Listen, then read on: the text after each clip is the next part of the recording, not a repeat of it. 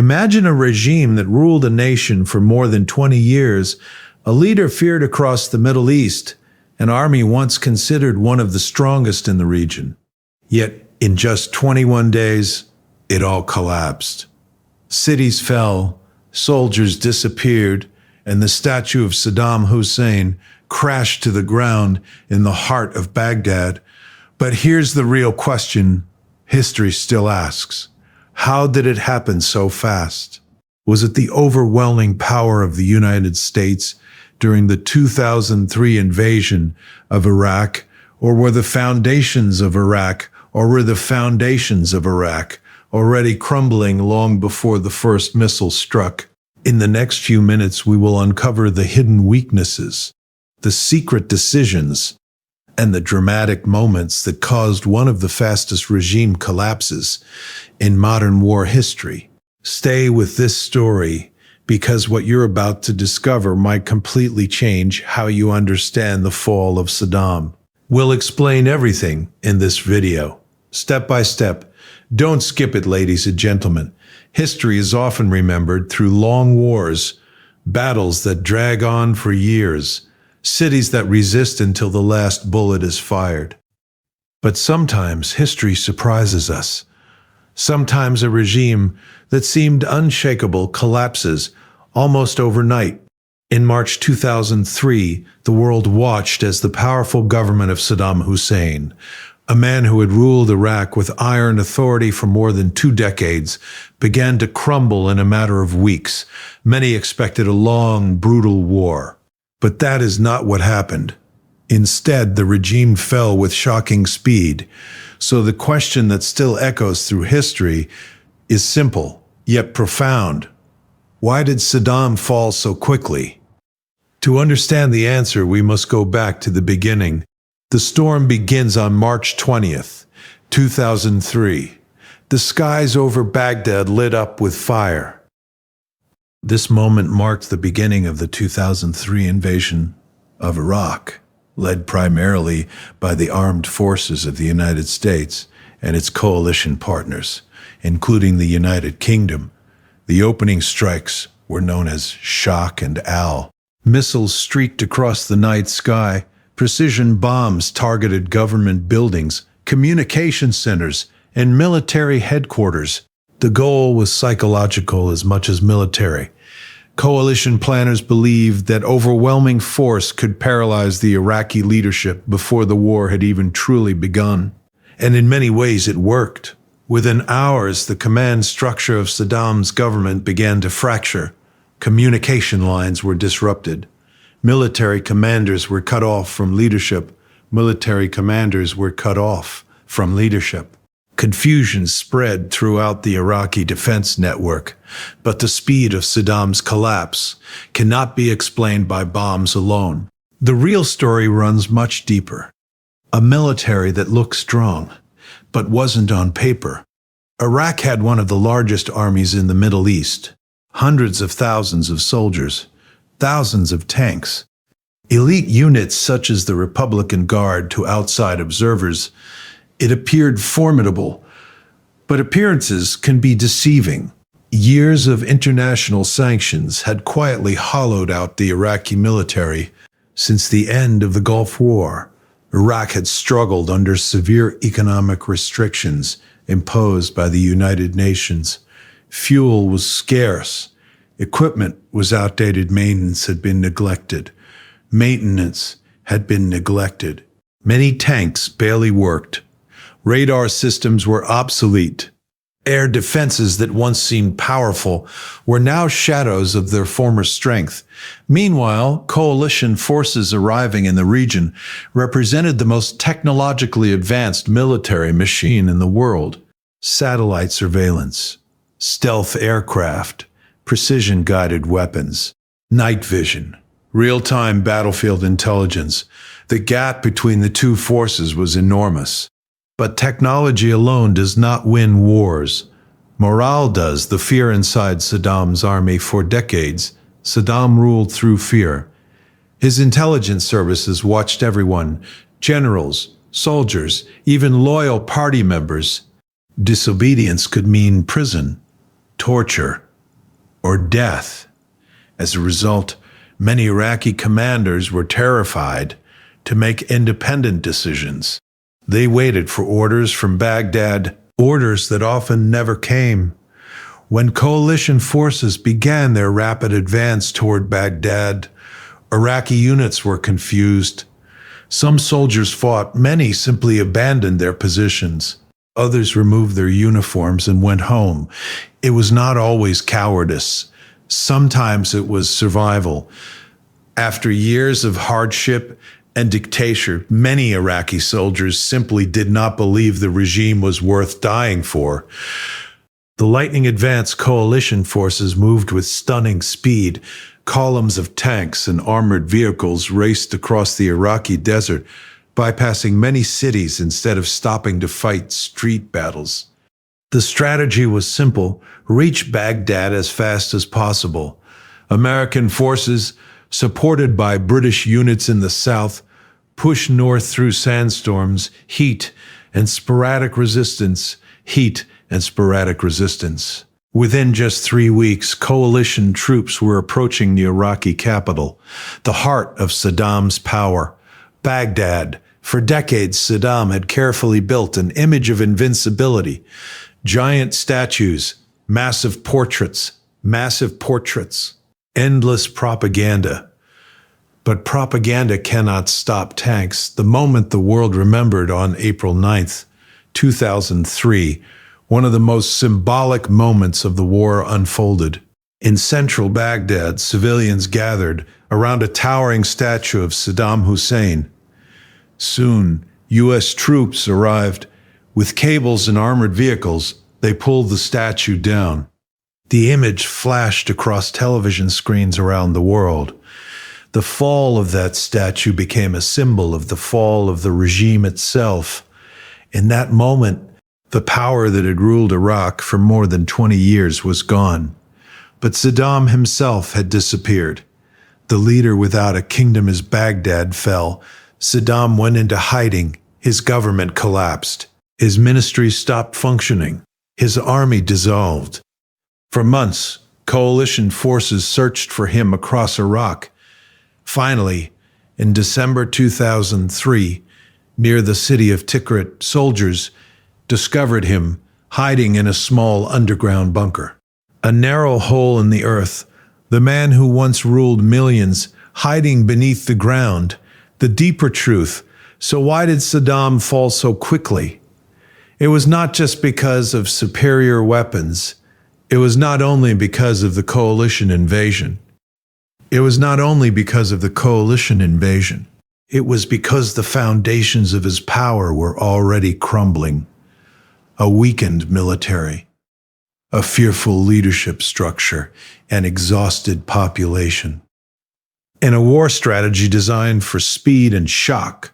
When the invasion came, the system collapsed faster than anyone expected. A victory and the beginning of a new struggle, but history rarely ends when statues fall. The rapid victory of 2003 soon gave way to years of insurgency, violence, and instability in Iraq. What seemed like a quick war turned into a long and painful chapter for the Iraqi people and the international community. The fall of Saddam Hussein closed one era, but it opened another, far more complicated one.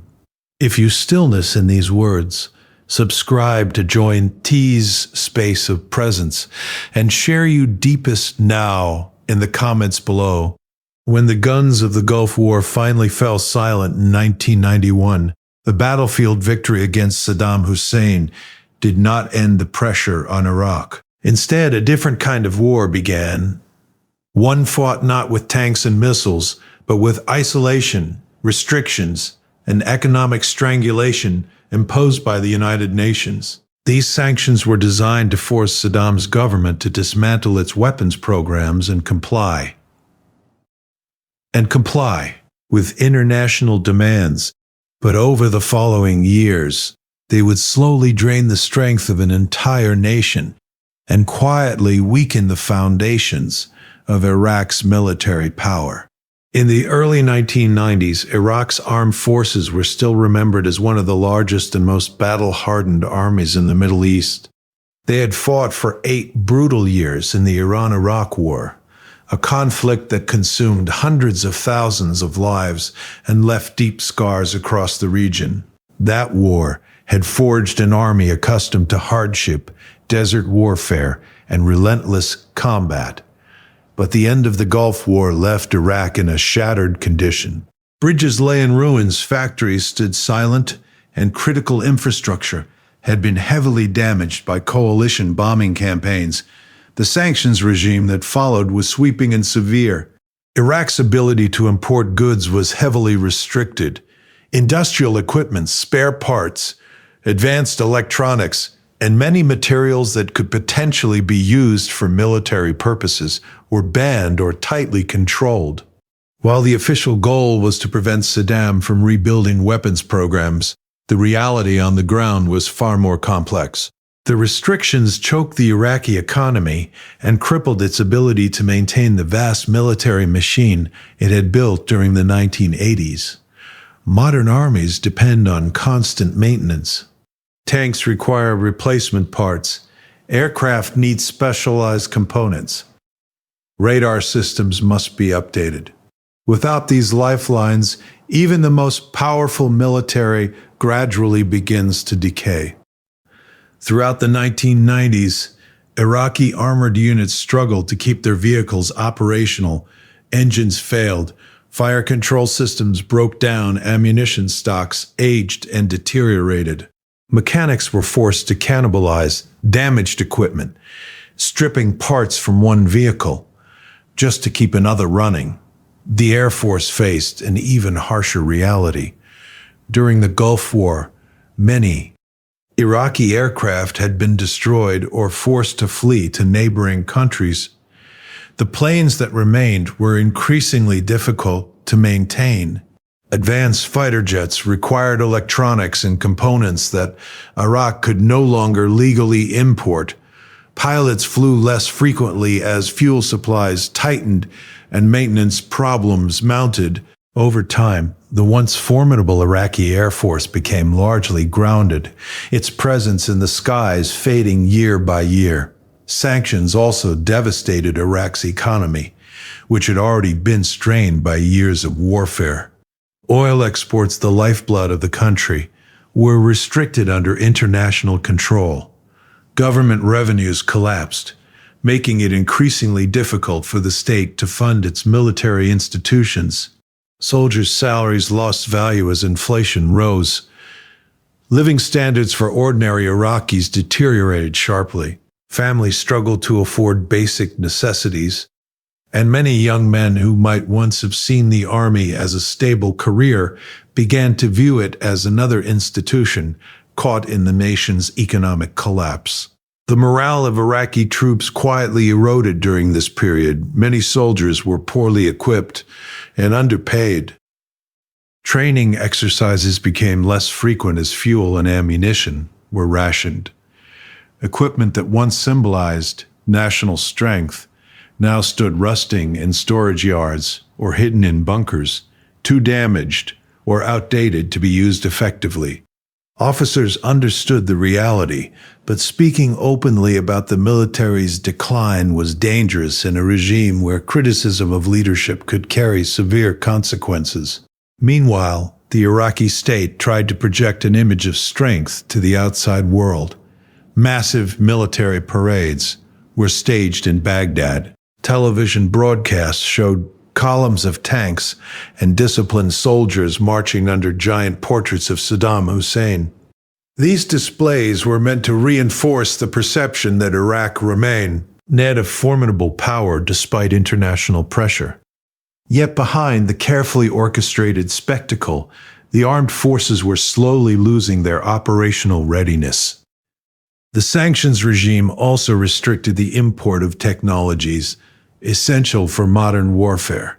Precision electronics, advanced communication systems, and specialized manufacturing tools were tightly controlled. As the 1990s progressed, Military technology around the world advanced rapidly, particularly in the United States and its allies. Satellite navigation, precision-guided weapons, stealth aircraft, and real-time battlefield communication began transforming modern combat. Iraq, isolated from global markets and innovation, found itself frozen in an earlier era of military capability. This technological gap would become painfully evident years later. By the early 2000s, coalition forces possessed an overwhelming advantage in surveillance, intelligence, and precision strike capability. Satellites could track troop movements. Drones could monitor battlefields from above. Aircraft equipped with advanced targeting systems could strike specific buildings with remarkable accuracy. Iraqi forces, by contrast, relied largely on outdated radar networks and communication systems that struggled to function under the stress of modern electronic warfare. Sanctions also had psychological effects on Iraq's leadership and military planning. The constant pressure from the international community forced the government to focus on survival rather than modernization. Resources that might have gone toward rebuilding the armed forces were often diverted to maintaining internal security or sustaining the political structure of the regime. Intelligence services and elite security units received priority while conventional military formations gradually slipped into neglect. By the time the early 2000s arrived, the Iraqi military that once fought massive battles against Iran was no longer the same force. On paper, it still appeared large. Official numbers suggested hundreds of thousands of soldiers, numerous armored divisions, and elite Republican Guard units. But many of these formations existed more as organizational structures than as fully capable fighting forces.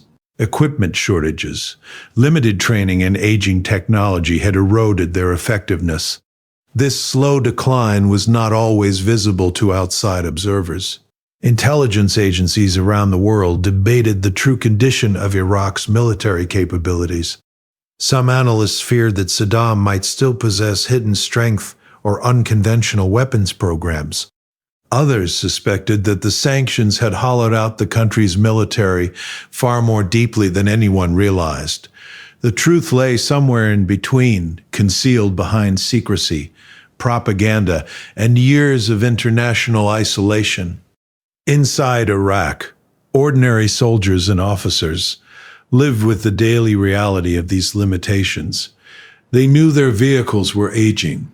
They knew spare parts were scarce.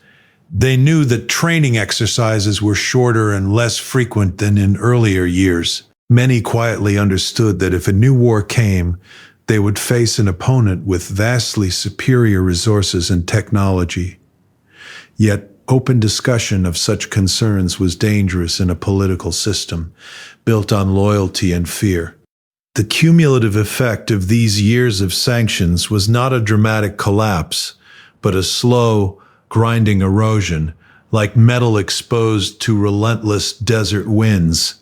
The strength of Iraq's military gradually wore away. Each year, without proper maintenance, each canceled training exercise, each missing shipment of spare parts chipped away at the army's readiness. By the time the international crisis surrounding Iraq escalated in the early 2000s, much of the military infrastructure that supported Saddam's power had already been weakened by more than a decade of economic isolation and technological stagnation. If you stillness in these words, subscribe to join TA's space of presence and share you deepest now in the comments below. When the invasion of Iraq began in March 2003, the world witnessed a form of warfare unlike anything seen in previous conflicts in the region. The military forces led by the United States entered the battlefield with an overwhelming advantage in technology, intelligence, and operational coordination. This advantage was not simply a matter of larger numbers or stronger weapons. It represented decades of technological development, military reform, and battlefield experience that had transformed the nature of modern war. The campaign officially began on March 20th, 2003, marking the opening phase of the 2003 invasion of Iraq. The first strikes were designed to target leadership and command structures connected to Saddam Hussein. Cruise missiles launched from ships in the Persian Gulf streaked across the night sky toward Baghdad. Stealth aircraft penetrated Iraqi airspace, striking carefully selected targets with precision-guided bombs. The opening hours of the war revealed the scale of the coalition's technological advantage. Central to this strategy was a concept often referred to as shock and eye.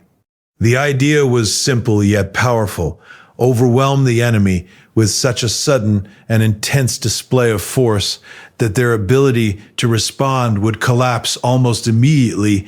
Instead of gradually weakening Iraq's defenses over months of bombardment, coalition planners aimed to paralyze the country's military and political leadership within days. The skies over Baghdad became a constant pathway for advanced aircraft.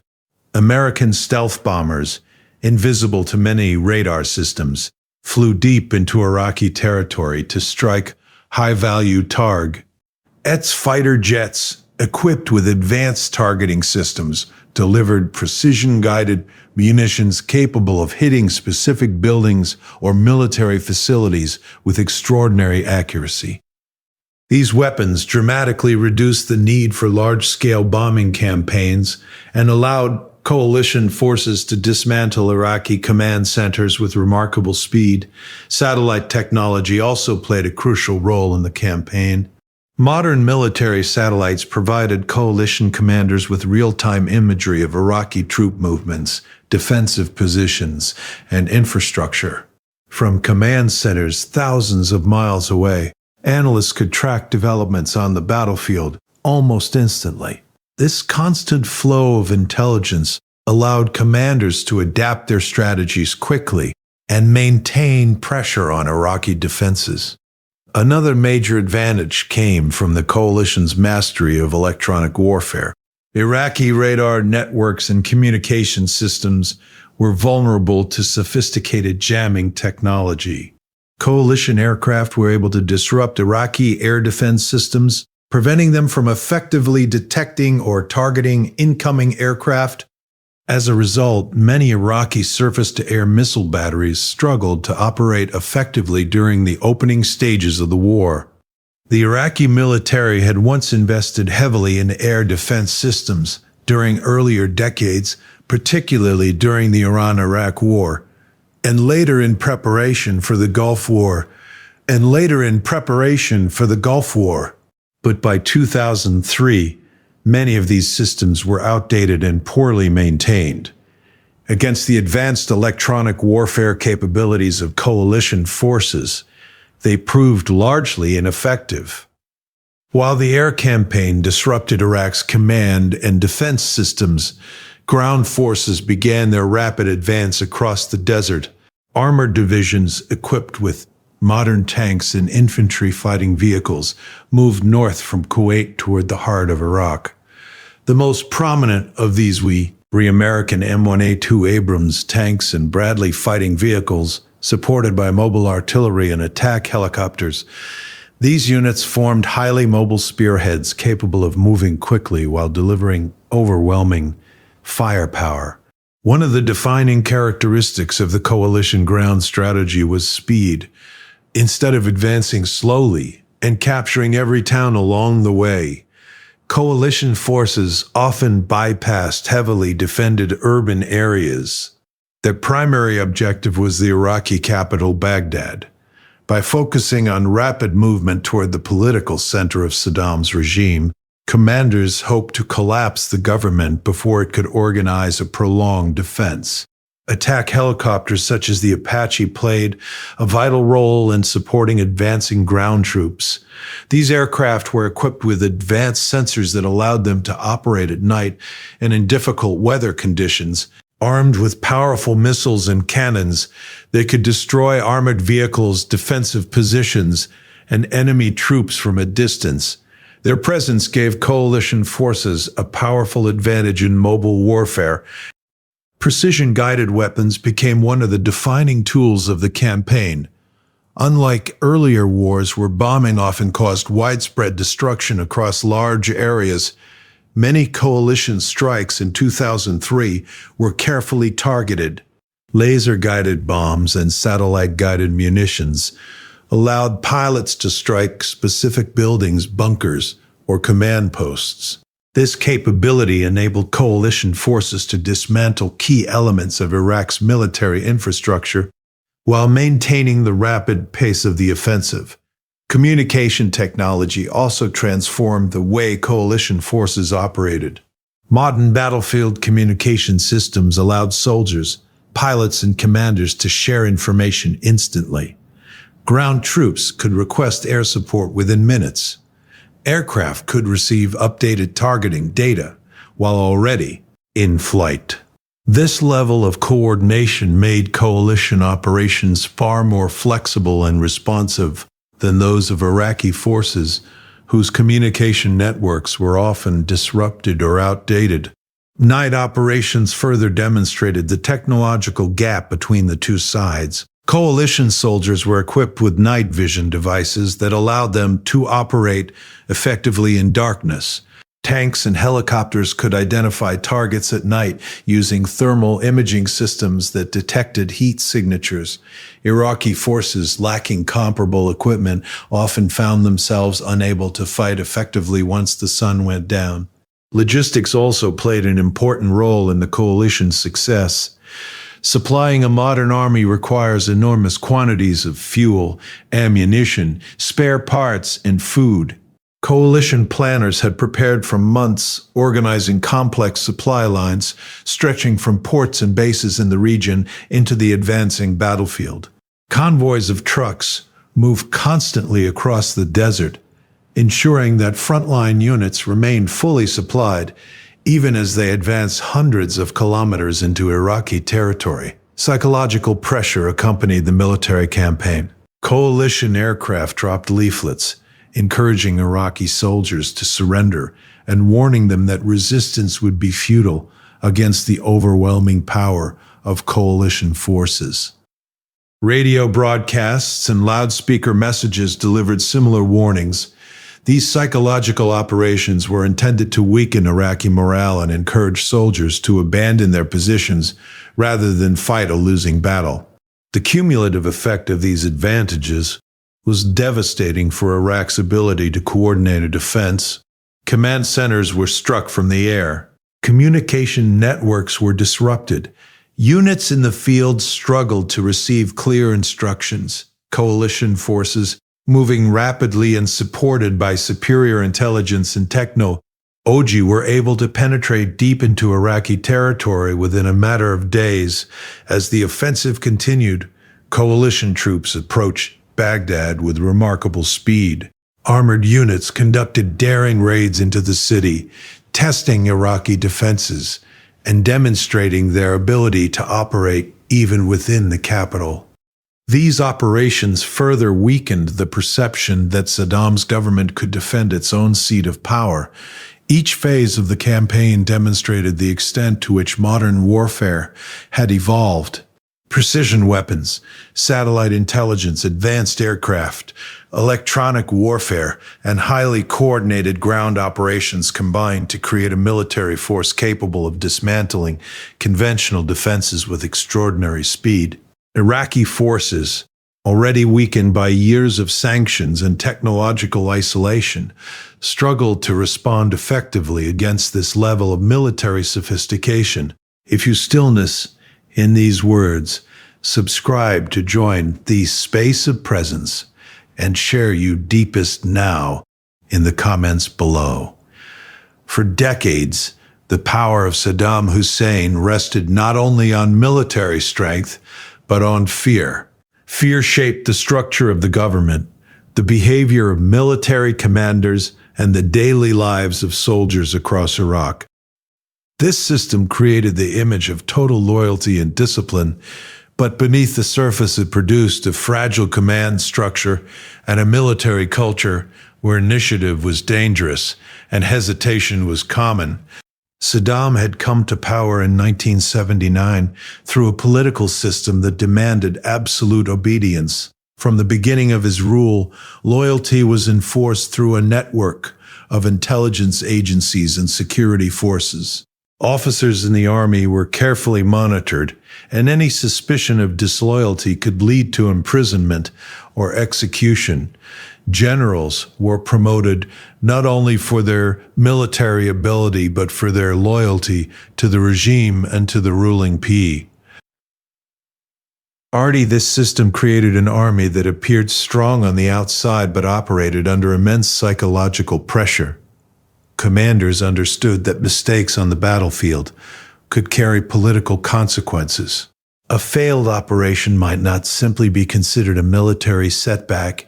It could be interpreted as disobedience or incompetence in the eyes of the leadership. In such an environment, many officers preferred caution and strict adherence to orders rather than independent decision-making.